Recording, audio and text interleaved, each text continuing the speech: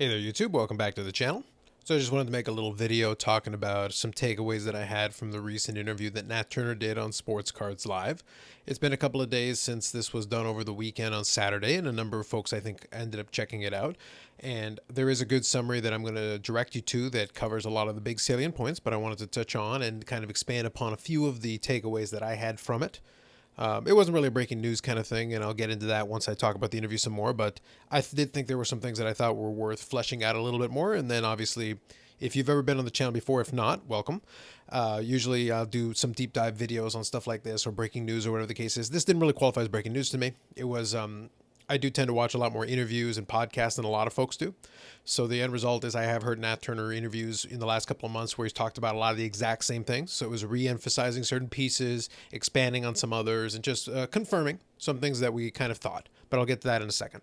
But if you've never been to the channel before, it's because I'm Carlos. I do sports card videos every week. Also, it is a little bit more collector focused. So I do talk about stuff like this, but I also do showcase on my own collection, pick up videos at the end of the week. And then we do live streams usually on Fridays. 9:30 p.m. Eastern, 6:30 Pacific, where we talk about basically whatever the chat wants to talk about. Usually at the beginning, it's just whatever sports card topic came up that week, and then it's open to kind of questions or comments from the chat, and we'll chat back and forth. It's not all sports cards. We will have some fun and talk about some other things, but it's generally just to hang out in a conversation. Anyway, quickly, we'll do one more quick shameless plug, and then we'll get into the interview.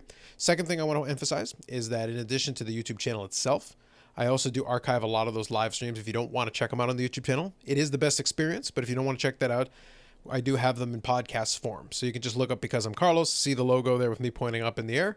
And if you find that, then you can check out some of the old archives. It is a couple of months out of date, and I do add archived live streams from time to time.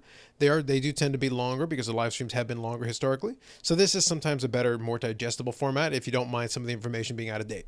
I will commit to putting up some more episodes in the next week or so to start slowly getting caught up. We're about at the end of March. And we'll try to get into April, May, and June and try to get up to date in the next couple of weeks and months. Anyway, so this is the interview we're talking about here. So Nat Turner and Jeremy Lee from Sports Card Live talking about a lot of different things. I think Nat, the impression I got from the discussion is that Nat thought he would answer a lot more collector-centric questions, when realistically the chat was going to ask him about PSA questions. So this is episode 100. You can check it out. I will include a link to this in the description, in addition to the summary, which I'll talk about in a second as well. As I said, nothing earth-shattering, just confirming some things that we already thought. If you're interested about hearing from the guy himself, though, here is an opportunity for you, if you haven't already been listening or hearing about it before. One other thing I'll mention, and one of the points that I'm going to hit on, there's certain ones I want to focus on. One of the points was clarified better in the After Hours episode that came right after this, with Chris McGill from House of Jordans previously, and from Card Ladder. They did clarify one piece on it, so I'm emphasizing it to you. I'm not going to include a link to this one. If you go to the channel after you click the first link, you can check this one out as well. They happened within minutes of each of the Nat Turner one ending. This one started up, and then they chatted about the Nat Turner interview a little bit as well. But they did clarify one important piece.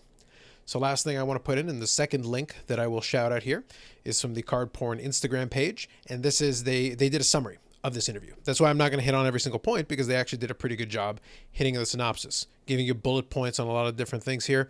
And it hits on a couple of the key pieces I want to focus in on. So I'll tell you right now, one of the ones I'm going to talk about here, the no 9.5s and no black labels of premium 10s. I'll talk about that in a second. And then the capacity piece. So Nat said they can grade in the low 10,000s of cards per day. I'll touch on that in a second. And they did clarify that more on the After Hours with Jeremy and Chris talking. And as far as this is concerned, it's a good, like I said, it's a good summary. I'm not going to read you through all of this. I'm just making sure there's nothing else I'm missing. Did talk about kind of the pricing, gave a little background as far as why they had their suspension of the services and his intentions of getting them back up and running. So I just wanted to clarify that. So let me get back here. Okay. As I said, there's a couple of specific pieces I wanted to touch on. Not everything, but certain specific ones. So they did reemphasize that they had one day where they had over 600,000 cards submitted. I talked about previously, I think that was in one of those press releases as well from, I want to say, Steve Sloan, maybe. I'm going from memory here, so you have to forgive me. But I believe that was included in one of the press releases talking about when they were discussing the suspension piece in the first place. So he just kind of reiterated that. As I said, a lot of this interview was just reiterating and emphasizing certain pieces that had been said previously. But if you hadn't heard it before, it's good to hear it from the guy, and you get it from one source here instead of multiple places. Second thing is they mentioned that the suspension was mainly to get caught up on receiving, which was discussed as well in one of the previous press releases. Now, let's talk about first that PSA can grade in the low 10,000s. That's important. That's a good takeaway piece that I wanted to talk about. And the biggest reason for that is over the past couple of months, as I've done videos on the different grading companies, I've talked about their different capacities. So they did clarify in the After Hours episode, as I mentioned a minute ago, that Jeremy had talked to Nat previously. His style is to reach out to the guest ahead of time to talk about potential topics, kind of go back and forth so he can jot down his notes. That'll be the basis of the interview, which is fine. It does give the guest a certain comfort, at least knowing conceptually what's going to come, but then there's audience questions as well. So that way you understand what the format is. But as part of the clarification in the discussion he had with Nat directly offline, it was made more clear that low tens of thousands actually implies about 30,000 per day. So that's good to know, because from a third-party grading perspective, about 30,000 per day, we'll just use 30,000 as the number. It gives you context, because if PSA can do about 30,000 days, and obviously they're ridiculously backlogged, it tells you the volume of stuff they were taking in. So 600,000 cards in one day is the equivalent of about 20 days of their full capacity, which is testament to how you end up with such a ridiculous backlog in the first place. But it also puts into context their relative ability comparative to other entrants in the space, because SGC has ramped up their capacity over the last year or so, and they're at about 4,000 per day at their capacity. Now, a lot of folks emphasize SGC has got really crazy turnarounds. Totally true, but as I've emphasized before, if they were getting that many submissions right now, they would not be getting those crazy turnarounds. So we're going to see if, with Beckett also suspending their services, if all of a sudden those turnarounds start getting worse. Basically, the way you're going to know how much the advertising efforts of SGC have worked is if suddenly you don't start getting it turned around quickly. Oh, I sent it in a week ago and it's been a month and a half and I haven't gotten it back. That's when we know something's up. Or if they react quickly and start increasing their prices again or do something else to try to stave it off. But right now, SGC is turning their stuff around, which is to say they're within their capacity and within their capabilities. But you imagine, 4,000 cards per day by SGC. HGA is struggling mightily right now to get their turnaround times. It's starting to leak a little bit there. But they committed to doing about 8,000 cards a week. So if we take SGC's total for a week, 4,000 a day at full capacity, let's say they work 7 days, and you take HGA's for a full week, combine the two, that's a little over what PSA's capacity is for one day. Just a little bit of context I wanted to provide there, just an understanding of where the sizes fall. Beckett, we expect probably fall somewhere in between, SGC and PSA. Who knows where they fall? They're a black box, as I've mentioned before. And then, of course, we've got, CSG, which nobody knows what they're up to either. So it's one of those things. All the different players, a lot of them are kind of closed off, and we're only guessing. So when we do get these little pieces of insight, it's nice to bring it to the forefront, because then you at least understand a little bit more what's going on. This wasn't one of the ones I was going to hit on, but he did mention that at some point he'd be happy to go behind the curtain when they're less busy to show off some of it. I think it's a good thing. Some transparency from that is good, but to be honest, most people don't care how the sausage is made as long as they get their card back on time. And I'll touch on the grading thing again, the actual grades themselves in a second. He did deny that there was any population control. He did deny that there was any changes to the grading standards. One point I want to make about that, actually, is that I have mentioned that the more plausible explanation from me, and this is my theory, this is what I posit. My theory is that the more plausible explanation is that with all the folks they're hiring, they're just adhering to the standard. And I'm going to get back to the standard in a second about the subgrades and the I guess black label PSA 10, whatever folks want to call it, because he did get asked this question and he did answer it. But I want to touch on that again in a second. But the point is that when it comes to the grading standard, if you're holding the line on the grading standard, there's a real possibility, and Nat did forward this, is that a lot of modern cards actually aren't being manufactured to, a PSA 10 standard out of the pack, which is true. A lot of folks, I think, have a higher opinion of what they think their ultra modern stuff should grade at comparatively to what it is. And if they are following the actual standard to the letter, people might be shocked how many cards do not fall under that criteria. But let's get to that criteria now, because I want to focus in on that for the last little bit of this video. So he mentioned no subgrades. It was a straight question and answer on this one. Jeremy asked if he was going to do any subgrades. He said no. Any black label or higher level PSA 10. The answer was no. I would have loved to follow up on that, but let me throw my own hat in the ring as far as why I think probably the PSA shouldn't do it and why it would make no sense for them to do it. So this is my opinion piece, this part. So let me go back to this whole idea of grading standards. Okay, so this is from PSA's website, and what I'll do, I'll include a link to this PSA grading standards is because it's on PSA.com. They've got resources. They put the grading standards on their website. You can actually go read them yourself, and this is supposedly what we're following. And I want to bring this up for a reason. So when we're looking at this is what's considered the standard for the PSA Gem Mint 10, okay? Gem Mint 10. Now, for folks who are newer to the hobby, it's important that you understand a Gem Mint card is not a perfect card. And PSA leans on this in the very first sentence. A PSA gem mint card is a virtually perfect card. Virtually is not perfect. Virtually leaves some room for interpretation. This is important. So I'll read it quickly. Attributes include 4 perfectly sharp corners, sharp focus, and full original gloss. Must be free of staining of any kind, but an allowance may be made for a slight printing imperfection. So already there's one flaw allowed. It does not impair the overall appeal of the card. If it doesn't impair the overall appeal of the card, the image must be centered on the card with a tolerance, not 50-50, tolerance, not to exceed approximately 55-45 to 60-40 on the front. In my memory, it used to be, I thought it was 55-45 on the front, period, but nope. Not to exceed approximately 55-45 to 60-40 on the front. By the way, that leaves a lot of room. And 75-25% on the back. Does that sound like a quote-unquote perfect card to you? No. That leaves you room for a lot of off-centering on the back and a little bit of off-centering on the front and potentially a stain or a slight printing imperfection on the front. So it is not a perfect card. That's important. And that plays into why I think the 9.5 and the Black Label 10 were always going to be no-go. And let me elaborate. This is where I want to put my hat on, and this is why my argument why they might not ever be able to pull it off at this point. Biggest reason, PSA has been around since 1991. They've been around for 30 years. This PSA 10 was there from the start. How does this differentiate them from their competitors? Well, BGS has had the half grades. They basically built themselves with subgrades and half grades already in their original offering. So for them, they're not really adding anything. They can play around with the grading scale a little bit within reason, and they have some capabilities. Now let's do the subgrade piece first, and then I'll do the Black Label 10 second. The complexity with subgrades is as follows. When you do subgrades, it means you break it down a little bit more. It's more information. People like that, but it also creates a bunch of variation, which is not necessarily a bad thing, but it does muddy the waters a bit. When you look at BGS, for example, you can have a BGS 9.5, which is their version of a Gem Mint 10, which is their version of a Gem Mint, I should say. But you can have multiple types. You can have a BGS 9.5 with all 9.5 subgrades. That's considered to be a little bit better. And if you have some with all 9.5 subgrades and a 10 here and there, that's even better than that. And you can have another one that has a couple of 9s or at least 1 9 in there. And that's considered to be a little bit lower. And that's all within cards that are all considered to be 9.5s. If I say PSA 10 within reason at the moment, PSA 10 is a PSA 10 is a PSA 10. We know that in practice, that's not true. Some of them are better centered. Some of them look a little bit cleaner than others. And some of them are disputed PSA 10s according to me, but others as well. But that does leave some room for interpretation.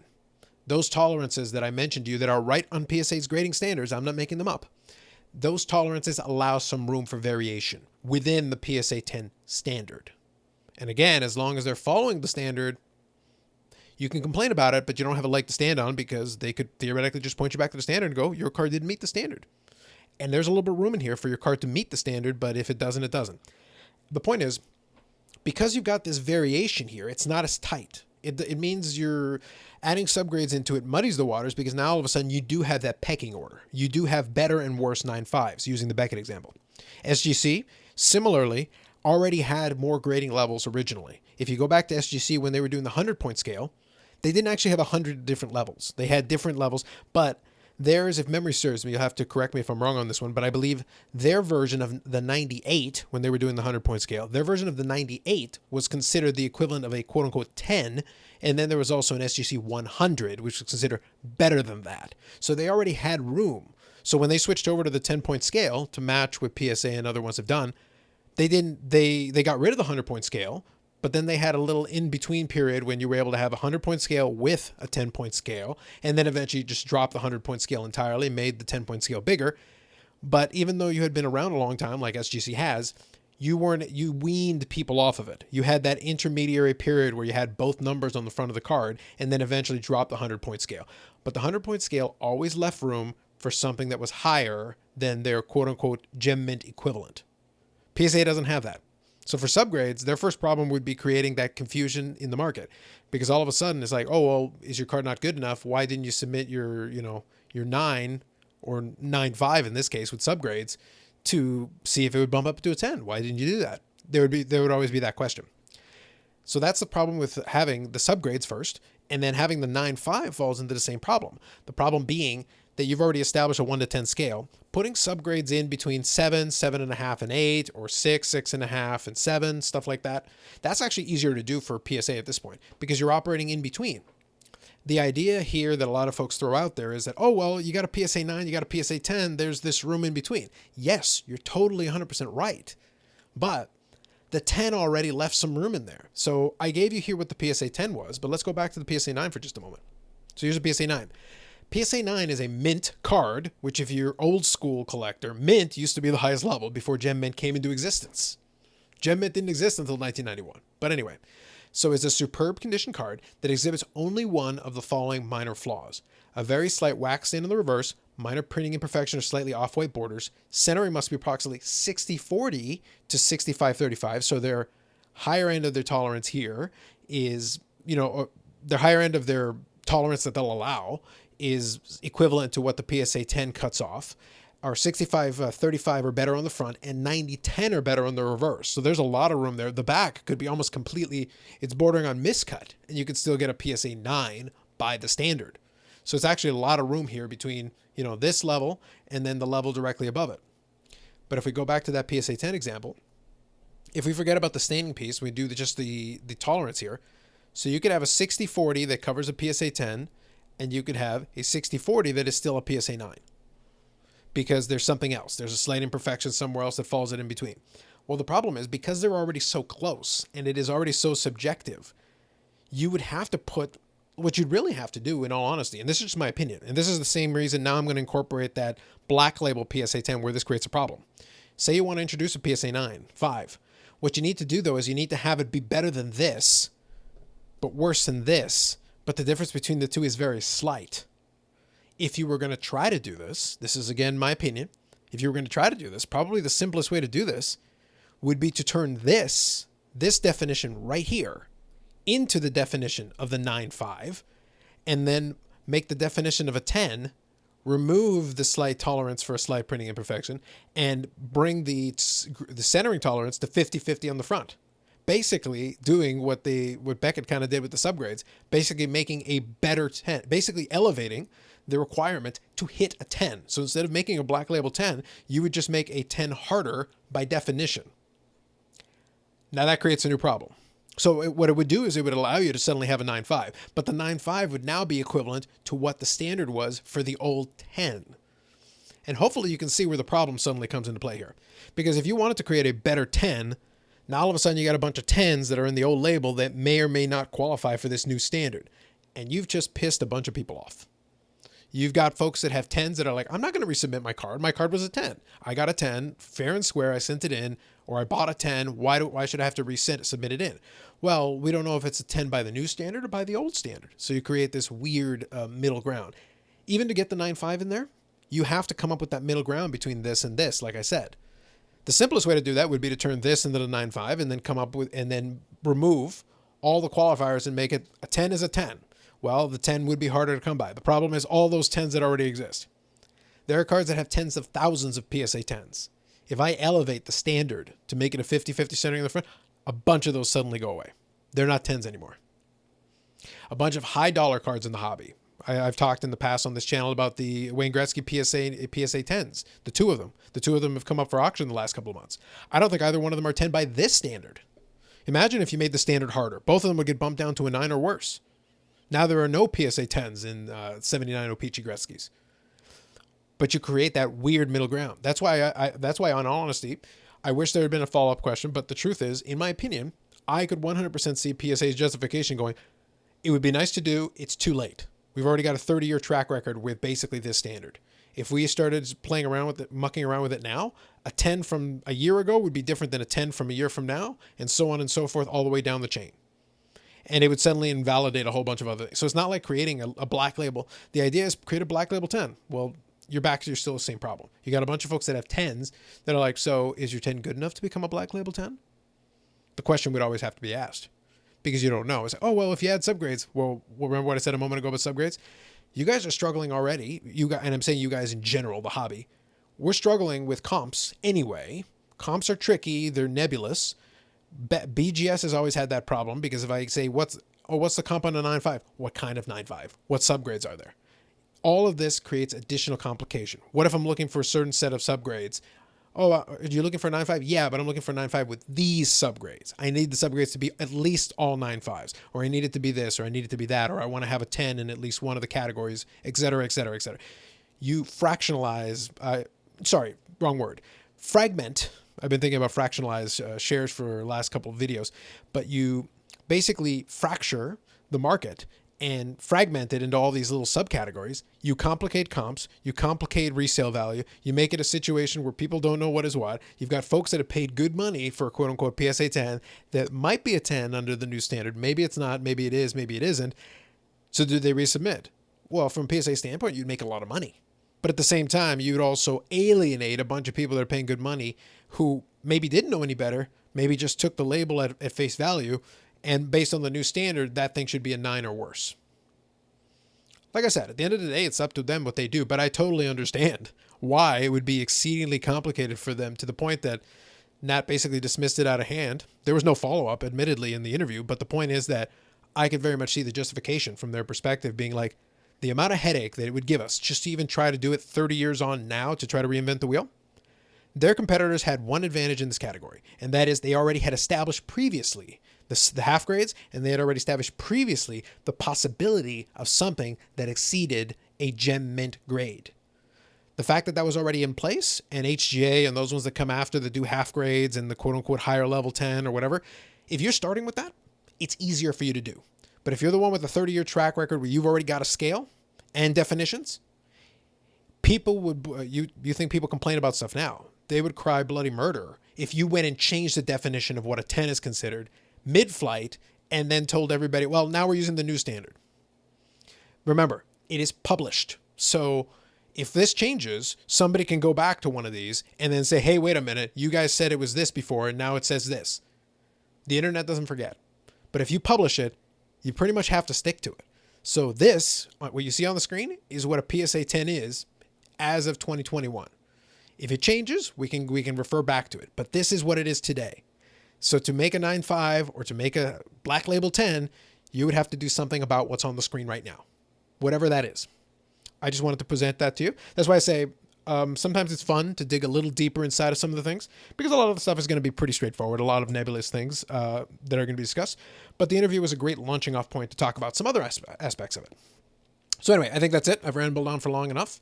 If you stuck around, much appreciation. Thank you to you for doing so. Let me know what you think. I just wanted to position some thoughts on some of those specific items that I thought were a little bit more interesting from the interview. A lot of it, like I said, was the same. And I also refer you, like I said, to the interview itself, the original video, as well as to Cardporn's synopsis of the other items, in case you're interested in any of those. Anyway, thanks very much. Appreciate you checking it out. If you enjoyed this video and have not subscribed previously, please subscribe, like the video if you like the video, and we'll catch you in the next one.